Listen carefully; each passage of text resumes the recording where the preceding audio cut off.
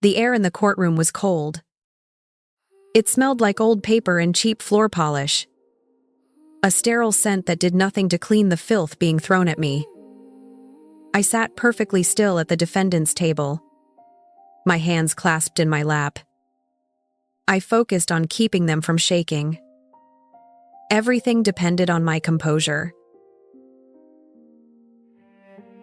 Across the room, my ex-husband, Richard, caught my eye and gave me a small, tight smirk.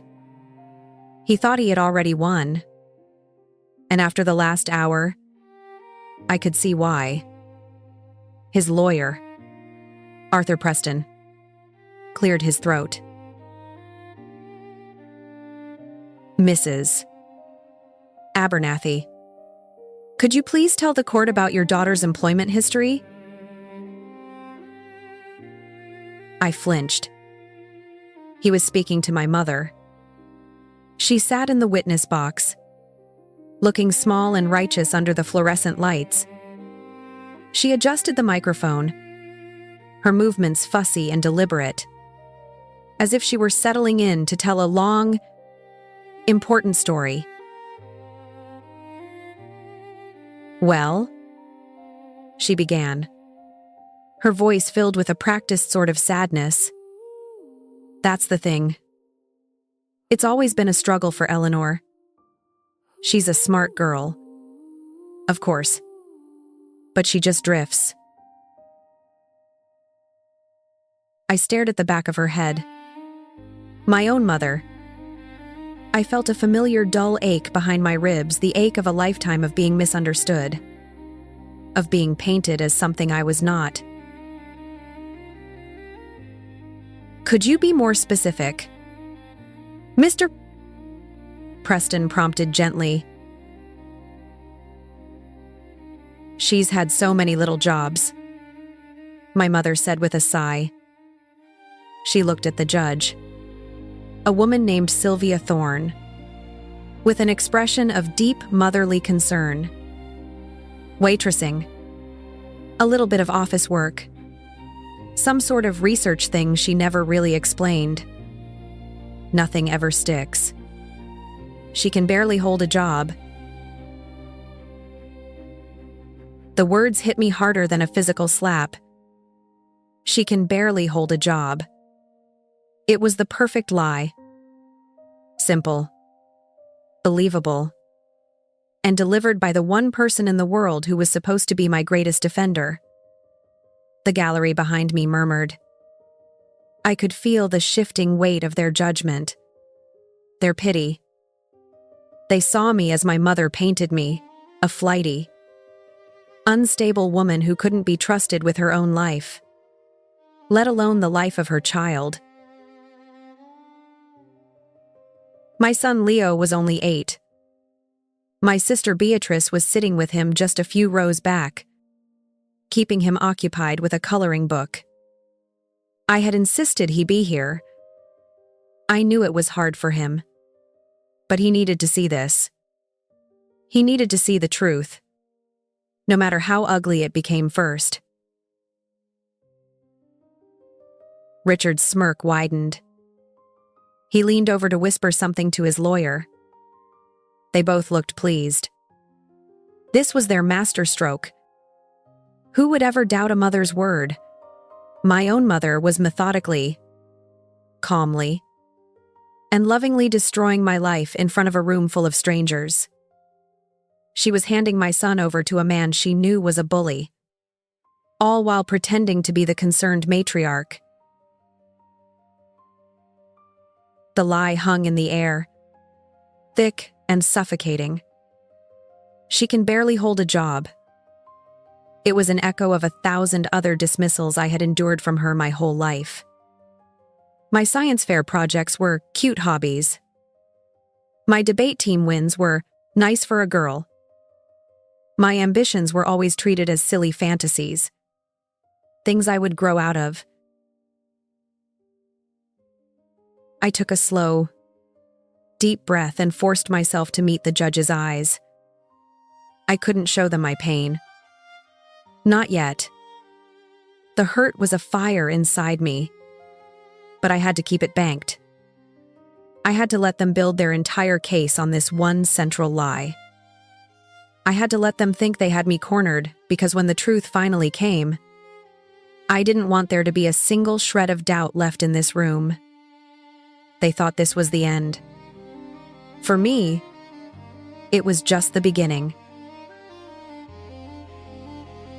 My gaze drifted from my mother on the stand to my sister Beatrice. She was sitting in the second row right behind Richard's family. Leo was nestled beside her, his head bent over a comic book, his small brow furrowed in concentration. He was trying his best to be good, to be quiet. He didn't understand the words being said, but he understood the tension. He could feel the coldness in the room. He had been feeling it for months. Beatrice was carefully not looking at me. Her focus was entirely on Leo, her hand resting on his shoulder. It was a gesture that should have been comforting, but from my vantage point, it looked like she was holding him in place, keeping him on their side. She was 3 years younger than me, and for our entire lives, she had been the easy one, the pretty one, the one who did what was expected.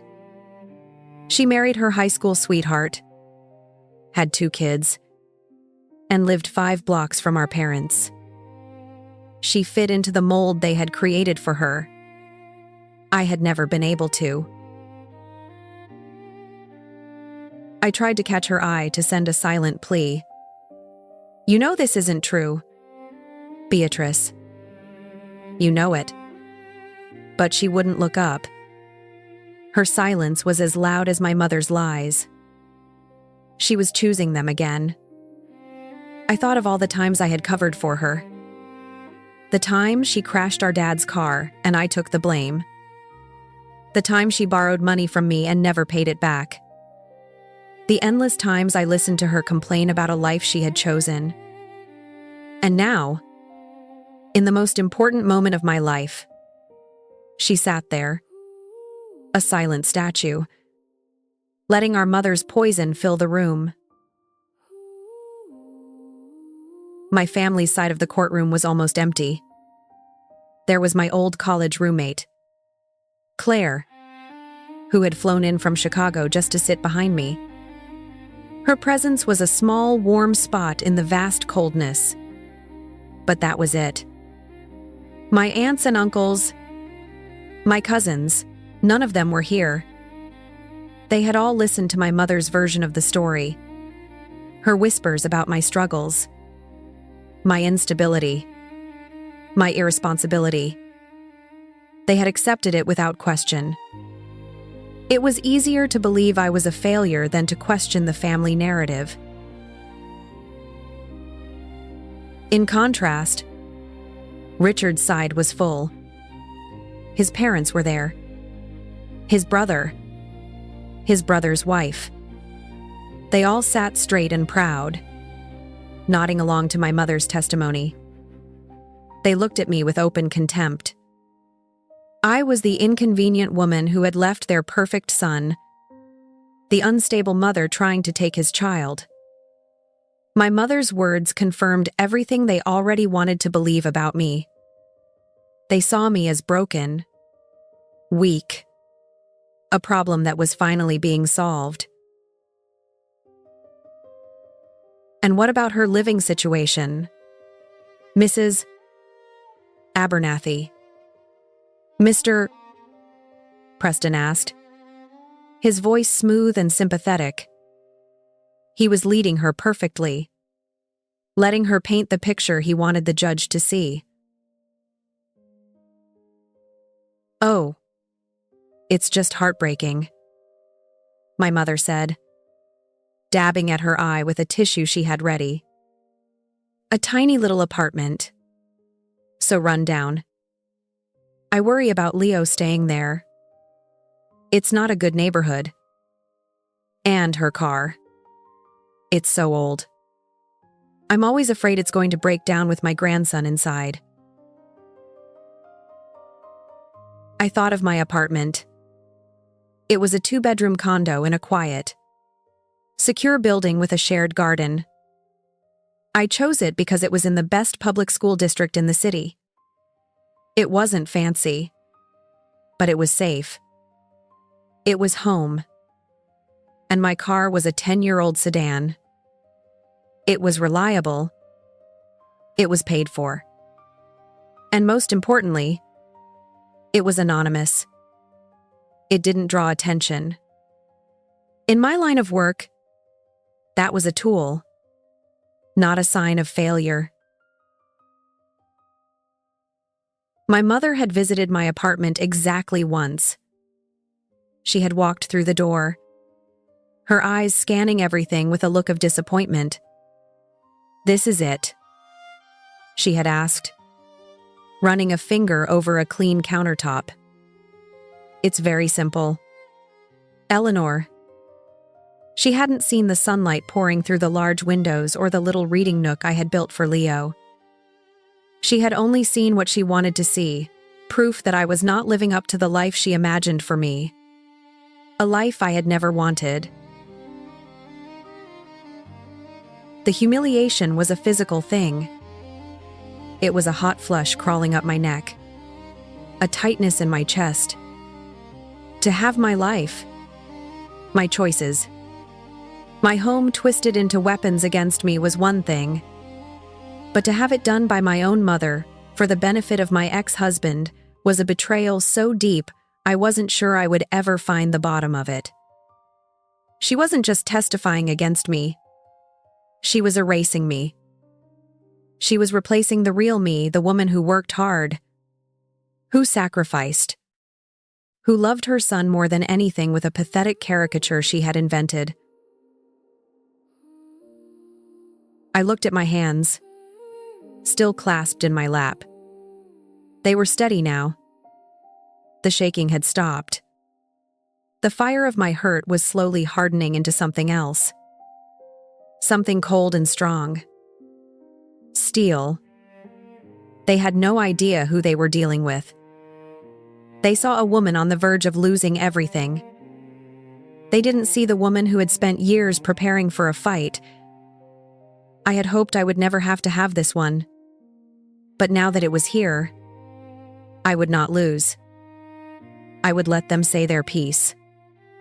I would let them build their cage of lies around me. And then I would show them just how wrong they were. The attack intensified. Mr. Preston, Richard's lawyer, walked closer to the witness stand. His expression, one of grave concern. "Mrs. Abernathy, you mentioned that your daughter has trouble keeping a job. Do you know what she does for work currently?" My mother hesitated for a moment. This was the part of the script where her performance had to be perfect. She had to sound like a worried mother, not a malicious witness. "Honestly, I don't," she said, her voice dropping to a near whisper, forcing everyone in the courtroom to lean in. "And that's what worries me the most. She's so secretive about it." I closed my eyes briefly. Secretive. It was the word she always used when I refused to give her details she wasn't entitled to. When I was a teenager, I was secretive about my diary. In college, I was secretive about my grades. As an adult, I was secretive about my life because I had learned that any information I gave my family was not safe. It would be twisted, used as gossip, or held against me later. My privacy was a defense mechanism, and now she was presenting it as evidence of guilt. "She leaves early in the morning," my mother continued, her voice gaining momentum. And sometimes she comes home very late. She says she's a consultant. But what does that even mean? She never talks about her clients. She never talks about her projects. When I ask, she just says it's complicated. She looked directly at the jury box, then at the judge. A mother worries. You know, you hear things. And with the money she owes Richard. My head snapped up. I stared at Richard. He wouldn't meet my gaze. A lie about debt. Bold. Vicious. Our divorce settlement had been clear. We had no shared assets of significance and no debts to each other.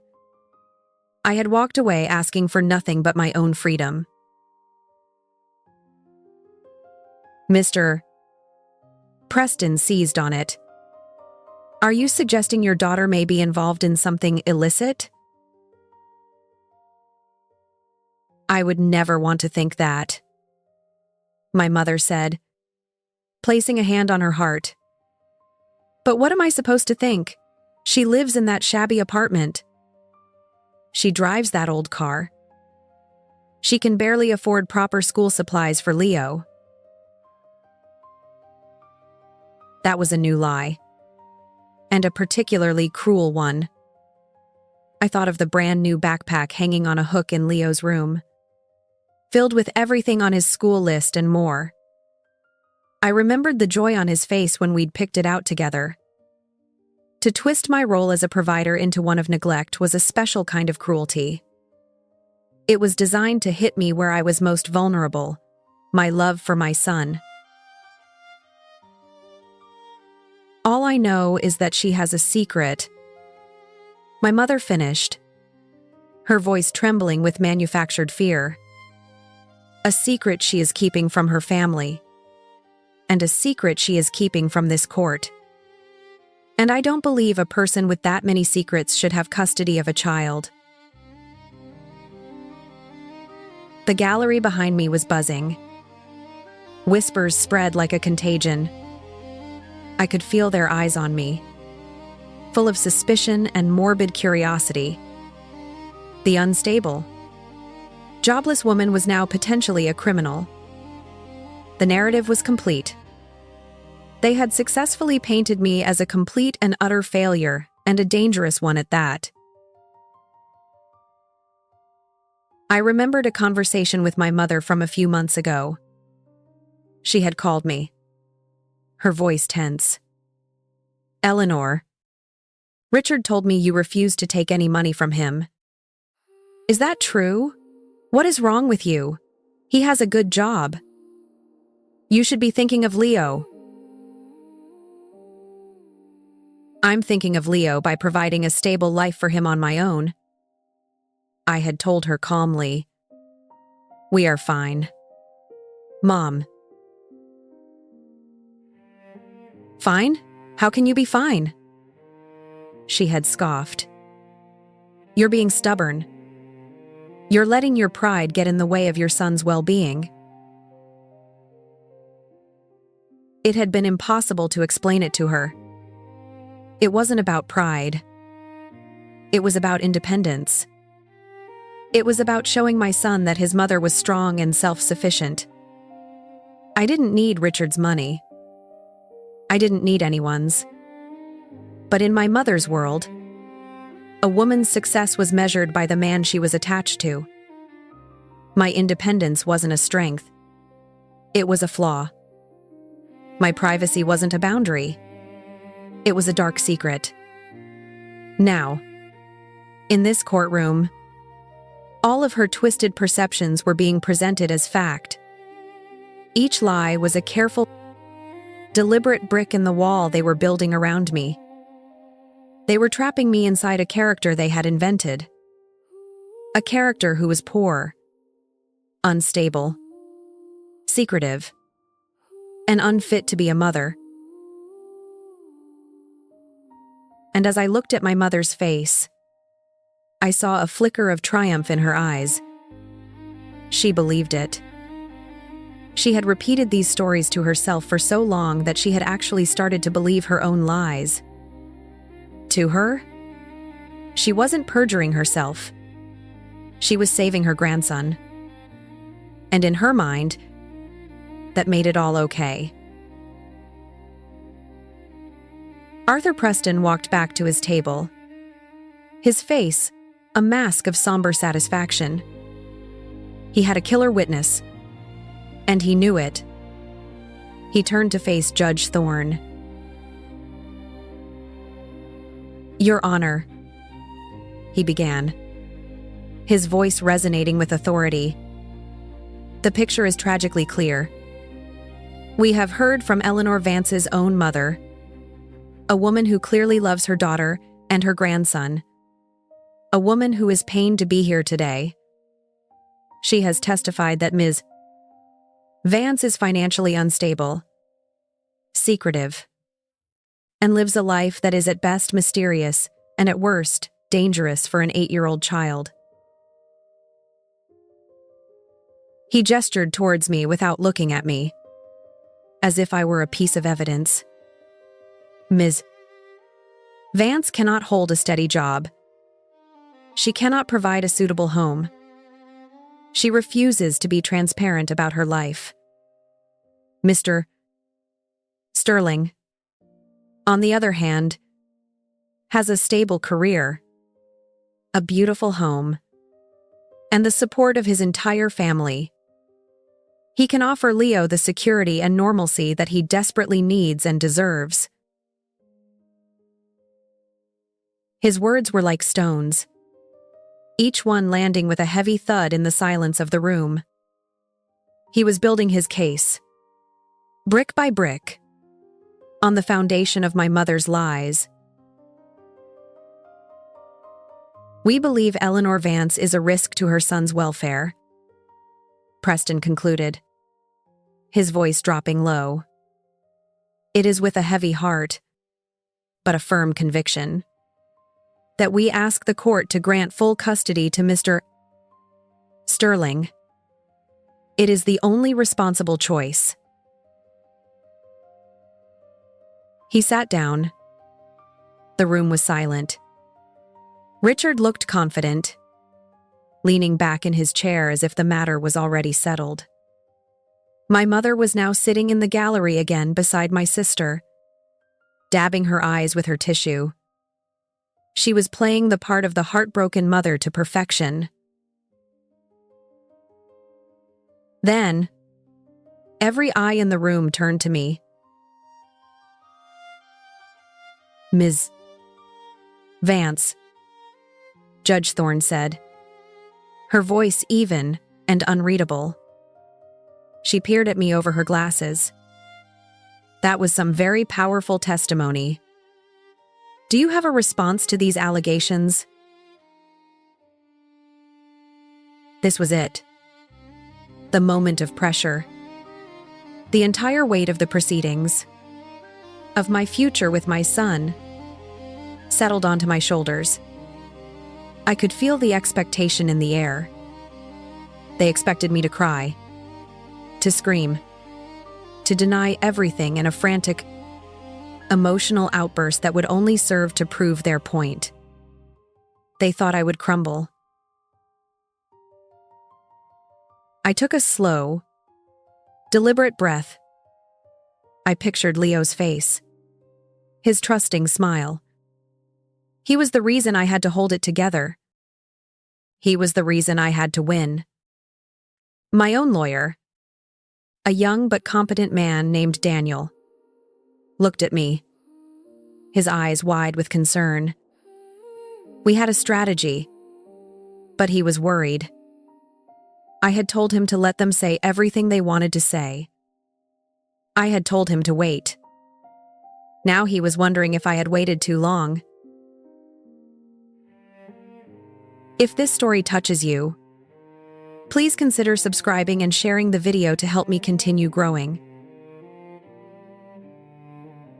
I thought about standing up and refuting each lie one by one. My apartment is safe. My car is reliable. I have never been in debt to Richard, but it would be my word against my mother's. And in a battle of emotion, the tearful, concerned mother would always win against the defensive, angry daughter. I had to do more than deny. I had to annihilate their entire narrative. I had to burn their lies to the ground with a truth so undeniable it would leave them with nothing but ash. The urge to unleash my anger was immense. I wanted to scream at my mother. How could you? I wanted to look at my sister and ask, why are you letting her do this? I wanted to tell Richard that I knew this was his plan all along, to use my family's ignorance against me. But I suppressed it. I channeled the heat of my anger into a cold, hard resolve. My training took over. For years, my entire professional life had been about logic, evidence, and procedure. It was about staying calm under pressure. It was about seeing 10 moves ahead. And I knew my next move. And I knew the one after that.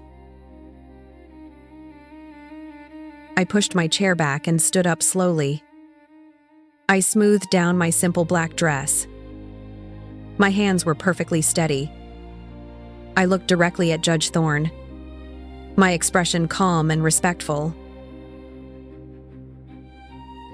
Yes, Your Honor, I said, my voice clear, and even without a single tremor.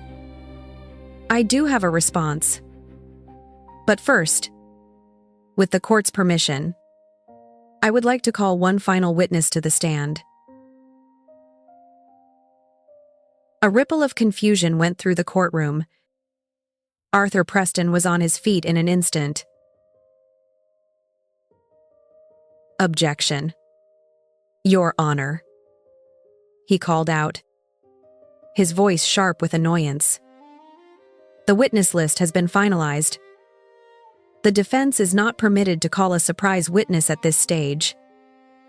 This is a desperate theatrical tactic.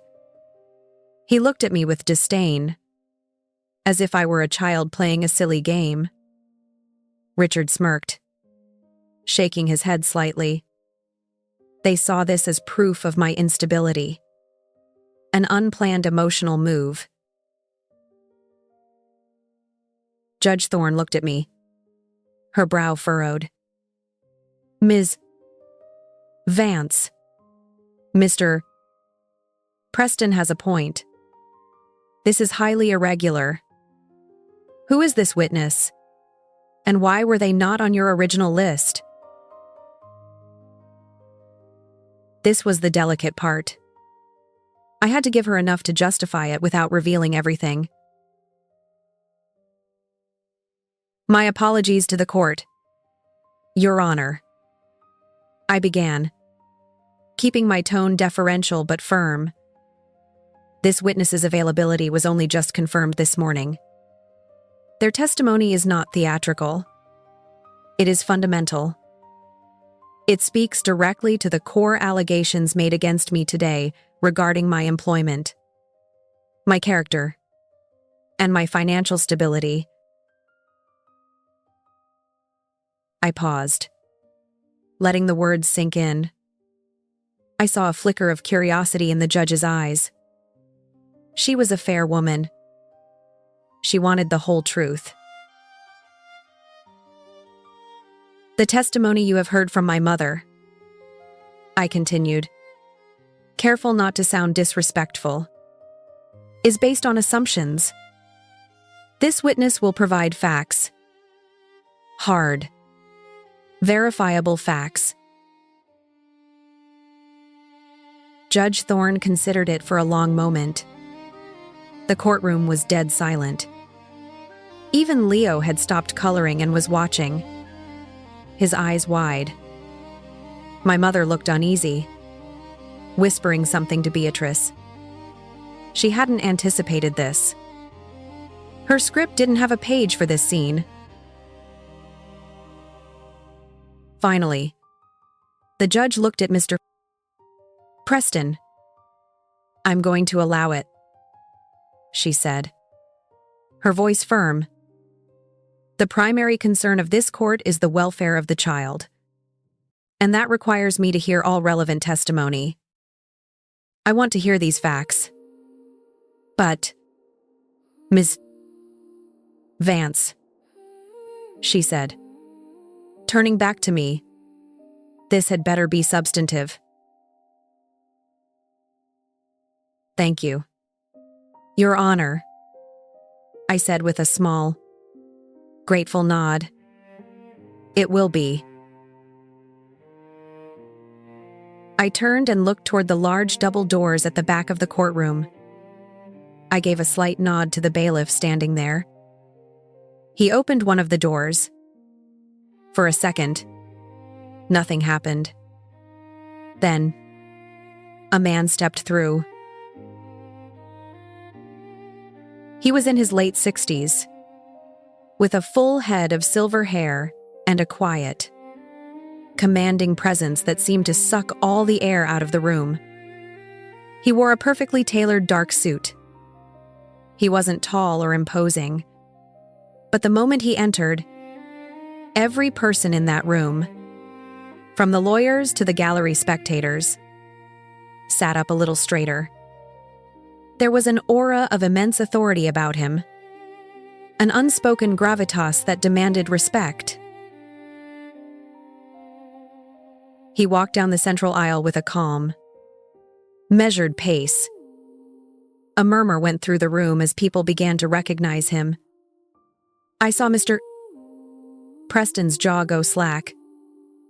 Richard's smug expression dissolved into a mask of pure confusion. My mother squinted, trying to place the familiar face. The man stopped beside my table and gave me a brief, supportive nod. I felt a wave of relief wash over me. He had come. He had kept his word. I turned back to the judge, whose eyes had widened in disbelief. "Your Honor," I said, my voice ringing with a strength that was finally, truly my own. "The defense calls Chief Justice Thomas Halloway to the stand." The bailiff swore in the Chief Justice. The act itself felt surreal, like a scene from a movie. Thomas Halloway, a man who typically administered oaths, was now taking one. He placed his hand on the Bible and spoke the familiar words with a quiet solemnity that instantly silenced the last of the whispers in the gallery. He sat down, adjusting the microphone with an ease that came from a lifetime spent in courtrooms. He looked at me, his expression calm and reassuring. I stood at the podium. This was my cross-examination, my one and only chance to set the record straight. "Chief Justice Halloway," I began, my voice steady. "Thank you for coming on such short notice. Could you please tell the court how you and I know each other?" "Of course," he said, his voice a calm baritone that filled the room. "I know Eleanor Vance because she is my colleague." He paused. The word hung in the air. Colleague. I saw my mother frown. Confused. Richard leaned forward. His eyes narrowed. I continued. "And could you elaborate on that? Sir, in what professional capacity do we work together?" This was the moment. The tipping point. Chief Justice Halloway looked directly at Judge Thorne. "I am the Chief Justice of the State Supreme Court," he stated, as if introducing himself at a dinner party. Eleanor Vance serves with me as an associate justice on that same court. Dead. Silence. The only sound was the frantic scratching of the court reporter's pen as she tried to keep up. I looked at Judge Thorne. Her mouth was slightly open. She stared at me, then at Holloway, then back at me. The professional mask she had worn all day had completely vanished, replaced by an expression of pure, unadulterated shock. Across the room, Richard looked like he had been struck by lightning. The color drained from his face, leaving a pasty, sickly-looking gray. His lawyer, Arthur Preston, was shuffling through his papers, his hands trembling slightly, as if he could find a document that would make sense of what was happening. He couldn't. But my focus was on my mother. Her face was a canvas of disbelief. She shook her head slowly, a tiny, almost imperceptible motion. Her eyes were locked on me, wide with a dawning horror. This was not possible. Her daughter, the drifter, the failure. A judge? A Supreme Court justice? The idea was so alien to the reality she had constructed that her mind couldn't seem to process it. I pressed on, my voice cutting through the stunned silence. Chief Justice, my mother has testified that I can barely hold a job. Could you speak to my employment history? I can, Holloway said calmly. Justice Vance was appointed to the Supreme Court 4 years ago, following a distinguished 10-year career as a professor of constitutional law at the State University. Before that, she was a clerk for the Federal Appeals Court. Her job is, to put it mildly, secure. She is one of the most respected jurists in this state, if not the country. He went on. He spoke about my work chairing the Judicial Ethics Committee. He mentioned the landmark family law ruling I had authored just last year, a ruling that was now being taught in law schools. He spoke of my reputation for being fiercely intelligent, meticulously prepared, and unshakably fair. With every word, he wasn't just refuting my mother's lies. He was vaporizing them. There have also been claims about my financial stability, I said, turning to the final ugly pillar of their argument.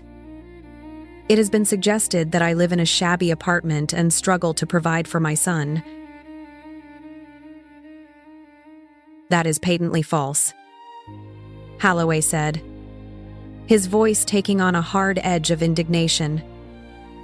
As a justice of the state Supreme Court, her salary is a matter of public record. It is $198,000 per year. I am also aware, through our required financial disclosures, that Justice Vance is a shrewd investor. She owns her primary residence outright, a 3-bedroom penthouse condominium in the Lincoln Park district. She also owns a vacation cabin near Lake Arrowhead. Her financial situation is not just stable, it is impeccable. A collective gasp went through the gallery. A penthouse. A vacation home. A salary that was more than Richard and my sister's husband made combined. The pathetic, struggling creature my mother had described was gone. In her place stood a woman of power, wealth, and influence. I looked at my family. Beatrice's hand was over her mouth. My mother looked like she was going to be physically ill. She had just committed perjury in a custody hearing about a Supreme Court justice. In front of the Chief Justice himself, the gravity of her situation was finally crashing down on her. And it was brutal. I had one last question. And Chief Justice, why do you think I would choose to drive a 10-year-old car and live a life that appears to outsiders to be so modest? He looked at me with a sad sort of wisdom. For the same reason we all take precautions. Justice Vance. For privacy. And for safety. But mostly, as you once told me, you did it for your son. You didn't want him to grow up in the shadow of a title. You wanted him to have a normal, grounded childhood. He looked at Judge Thorne. She did it to be a good mother. And with that, the entire case that they had built against me, every lie, every insult, every carefully crafted insinuation collapsed into dust. The courtroom felt like a vacuum. All the sound and air sucked out by the force of the revelation. For a long moment, nobody moved. Then Arthur Preston, Richard's lawyer, slowly rose to his feet. He looked like a man who had been woken from a deep sleep and forced to perform brain surgery. Your Honor, he stammered, looking at Judge Thorne but clearly terrified of the man on the witness stand. May I? A moment to confer with my client. Judge Thorne just nodded, her eyes still wide with shock. Preston practically dragged a stunned-looking Richard out of his chair and into the hallway. The heavy doors swung shut behind them, leaving a profound silence in their wake. My mother was pale. Not just pale, a waxy, translucent white. She was staring at her hands, which were trembling in her lap. Her entire body seemed to have shrunk. She looked old and frail. The righteous, concerned matriarch from before was gone. In her place was a terrified woman who had just publicly and under oath tried to destroy her daughter, only to find out her daughter was one of the most powerful women in the state. She had brought a knife to a gunfight, and the gun was a cannon. I watched her, and for a fleeting second, I felt a pang of pity. It was a faint echo of the daughterly instinct that had driven me to seek her approval for so many years. But it vanished as quickly as it came, replaced by a cold, clear understanding. She wasn't horrified because she had lied about her child. She was horrified because she had been caught. The shame she was feeling wasn't about the betrayal. It was about the public humiliation. It was about her own survival. Beatrice was frozen beside her, her face a mask of conflict. She kept looking from me to my mother to the empty space where Richard had been sitting. Her mind seemed to be racing, trying to recalibrate 30-plus years of family dynamics. I was no longer Eleanor, the difficult, secretive older sister who made strange choices. I was Justice Vance, a person of consequence, a person she had just sat by and watched her mother try to crucify. I wondered what was going through her mind. Was she ashamed of her silence, or was she just afraid of me now? The courtroom doors opened again. Preston and Richard returned, their faces grim. Richard wouldn't look at me. He stared straight ahead at the wall, his jaw clenched. The smug confidence was gone, replaced by the dull, flat look of defeat. Preston approached the podium. "Your Honor," he said, his voice now stripped of all its earlier arrogance. "We have no questions for this witness." Of course they didn't. What could they possibly ask? "Chief Justice, are you quite sure she's not a secret waitress?" Cross-examining Thomas Halloway about my character would be professional suicide. "Thank you, Chief Justice. You may step down," Judge Thorne said, her voice filled with a newfound respect. Halloway gave me another small, supportive nod as he walked past my table and took a seat in the first row of the gallery, right behind me. His presence, there was a silent statement. He wasn't just a witness. He was my shield. The atmosphere in the room had done a 180-degree turn. The whispers in the gallery were no longer pitying. They were awestruck. The way people looked at me had changed. I was no longer the defendant. I was the judge. I felt the shift in power. It was a tangible thing, a weight that settled comfortably on my shoulders. It wasn't a weight I had sought out, but it was one I had earned. And now I was going to use it. After Chief Justice Halloway took his seat, I didn't return to mine. I remained standing at the podium. Judge Thorne looked at me, a question in her eyes. "Your Honor," I said, my voice quiet but carrying in the silent room.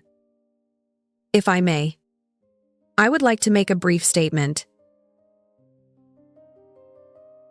"Proceed, Justice Vance," she said, using my title for the first time. The formality was a wall between what had happened before and what was happening now. I took a breath and turned slightly so I could see not only the judge but my family and my ex-husband as well. "For the last 2 years," I began, "I have lived a quiet life. I have done so for one reason and one reason only: my son." I looked over at Leo, who was watching me with rapt attention. He didn't understand all the words, but he understood this was about him. "I grew up in a world of expectations," I said, my eyes finding my mother's. "I was expected to follow a certain path. When I chose a different one, a more demanding one, it was met with confusion and disapproval. I learned early on that my achievements were not something my family understood or valued. They were treated as strange hobbies or phases. So, I stopped talking about them." I paused, letting the truth of that sink in. When I became a judge, and especially when I was appointed to the Supreme Court, I had a choice. I could have embraced the public life that came with the title. But I looked at my son, who was only 4 at the time, and I made a different choice. I chose to protect his childhood. I didn't want him to be known as the judge's son. I didn't want him to have security details at his school or have his friendships scrutinized. I wanted him to be able to ride his bike, to scrape his knees, to be just Leo. So, I created a world for us where I was just Mom.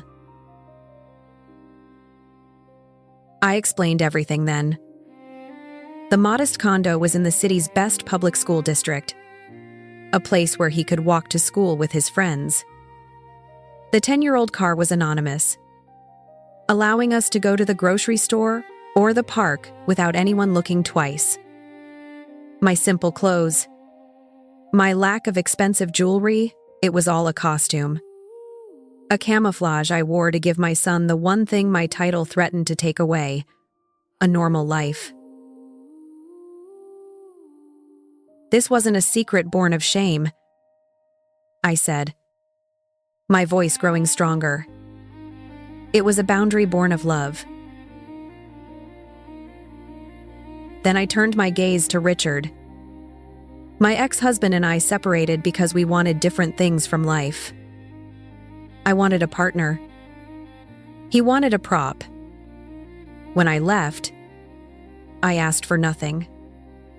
No alimony. No assets. All I wanted was my son.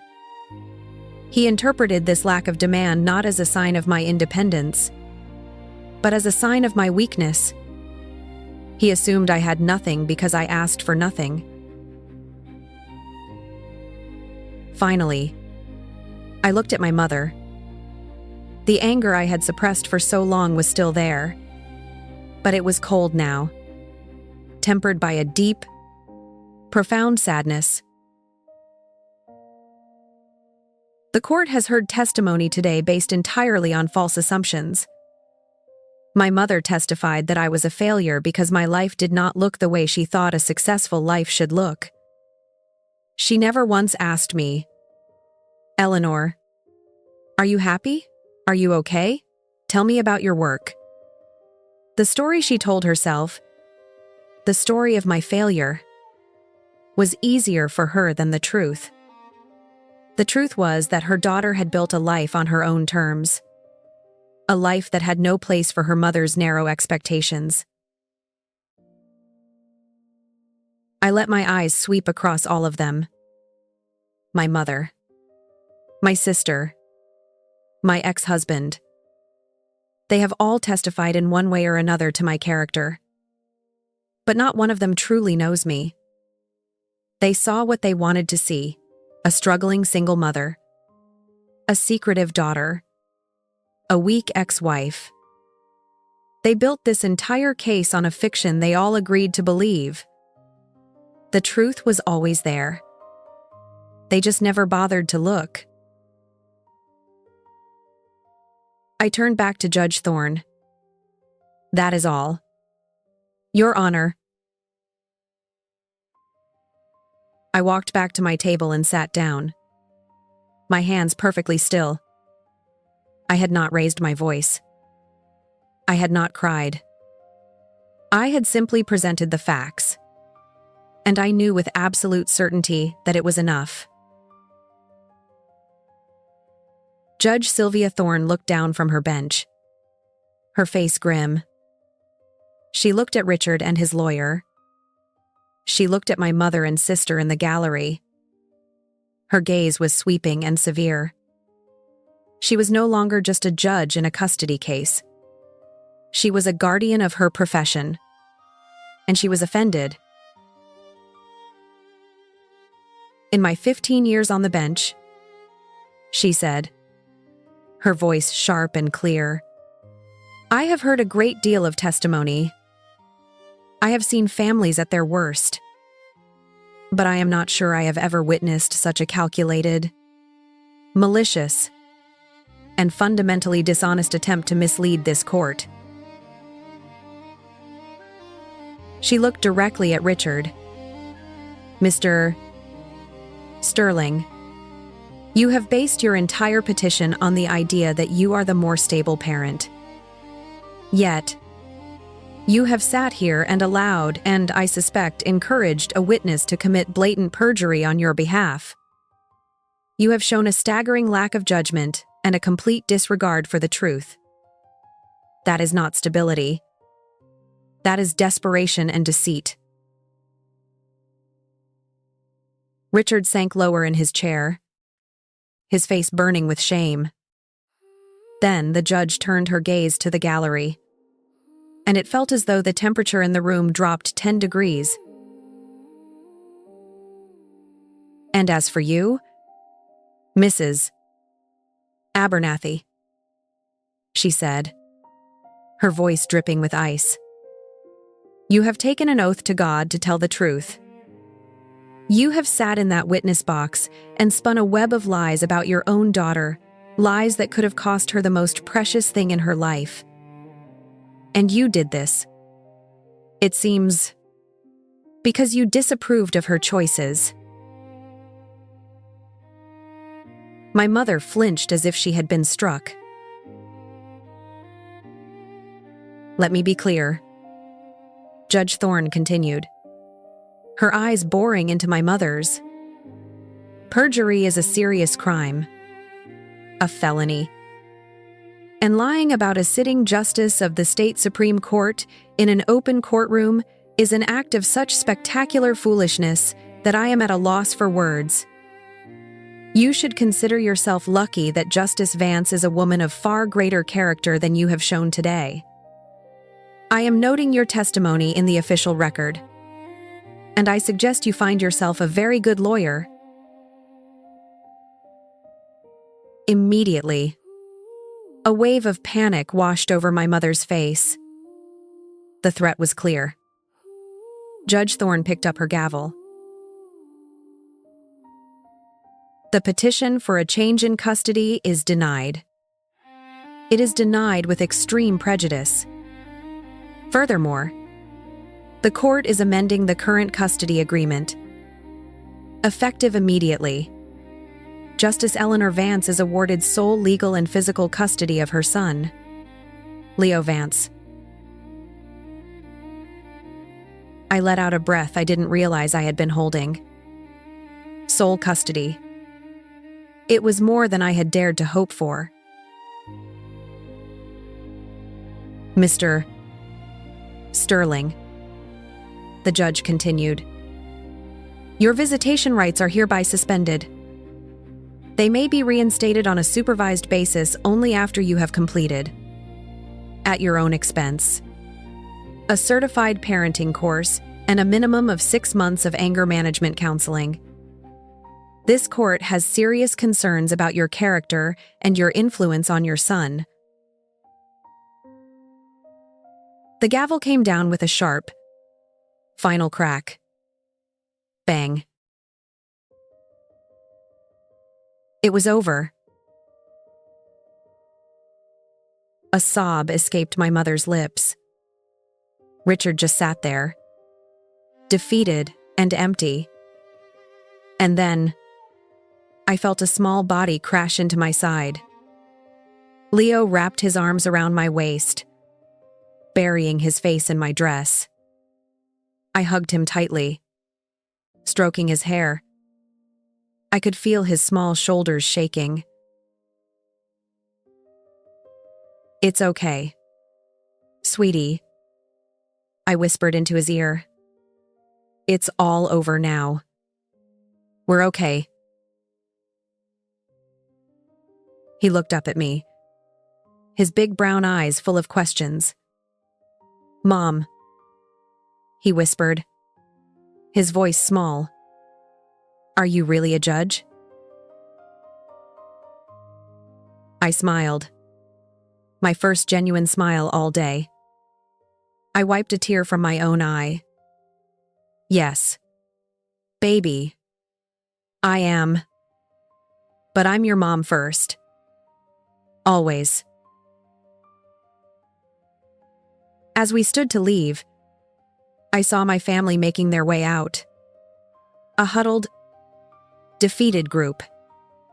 They looked broken. They had come here to break me. And in the end, they had only broken themselves. We walked out of the courtroom into the wide, sunlit marble hallway. Chief Justice Holloway was waiting for us. He put a gentle hand on my shoulder. Are you all right, Eleanor? I am now, Thomas, I said, my voice thick with gratitude. Thank you. I can't ever thank you enough. You don't have to, he said with a warm smile. Colleagues look out for one another. He bent down slightly to look at Leo. And you must be Leo. I've heard a lot about you. Your mother is very proud of you. Leo, still clinging to my hand, gave a shy smile.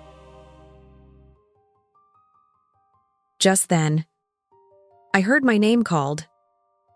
Eleanor. I turned. It was my mother, with Beatrice trailing a few steps behind her. She hurried toward me, her face blotchy and tear-streaked. The fear in her eyes had been replaced by a desperate, pleading look. Eleanor. Wait, she said, her voice raspy. We need to talk. I held up a hand, stopping her a few feet away. I made sure my body was positioned slightly in front of Leo, shielding him. No, I said. We don't. But I don't understand, she pleaded, her voice cracking. A Supreme Court justice? Why wouldn't you tell me? Why did you let me? Why did you let me do that? The blame shifting was so familiar, so ingrained that I almost laughed. You let me do that as if her perjury was my fault. Let you, I repeated, my voice dangerously quiet. I have been trying to tell you who I am my entire life. You just refused to listen. You didn't lie in that courtroom because you were ignorant. Mom, you lied because you were certain. You were certain I was a failure because it's what you wanted to believe. You testified against me not to protect Leo, but to prove yourself right. Beatrice stepped forward. Eleanor, she's sorry. We're sorry. Are you? I asked, looking at my sister. Are you sorry for what you did, or are you just sorry for how this turned out? You sat there. Beatrice, you said nothing. Your silence was a choice. My mother started to cry again. A messy, helpless sound. What do we do now? I looked at this woman who had given me life and then had tried, in so many ways, to take it away. And I felt nothing. The anger was gone. The hurt was gone. The lifelong ache for her approval was gone. All that was left was a vast, quiet emptiness. The connection had been severed. There is no we anymore, I said, the words coming out calm and final. You betrayed me in a court of law. You tried to take my son. Some things can't be fixed. Some things can't be forgiven. We are done. I turned my back on them. I took Leo's hand in mine, and with Thomas Halloway at our side, I walked away. I didn't look back. That evening, Leo and I sat on the balcony of my penthouse, which was really just a comfortable home with a nice view of the city lights. We ate pizza out of a cardboard box. He had asked a lot of questions, and I had answered them all honestly. He thought it was cool that his mom was a judge. He also thought it was cool that we were having pizza for dinner. At 8 years old, the two things held about the same amount of weight. And for that, I was grateful. I had spent years hiding my strength. making myself smaller to fit into my family's world. I thought I was protecting my son. But in a way, I was also hiding from them. I was still, on some level, afraid of their judgment. But their judgment had come in the ugliest way imaginable. And I had survived. I had not only survived, I had won. Hiding was over. From now on, I would be Eleanor Vance, mother to Leo. And I would be Justice Eleanor Vance of the State Supreme Court, both openly and proudly. I would teach my son that you should never have to shrink yourself to make other people comfortable. I would teach him that integrity is the only shield that truly matters. And that truth, no matter how long it takes, always finds the light. My family had tried to write my story for me, to cast me as a victim, but they had failed.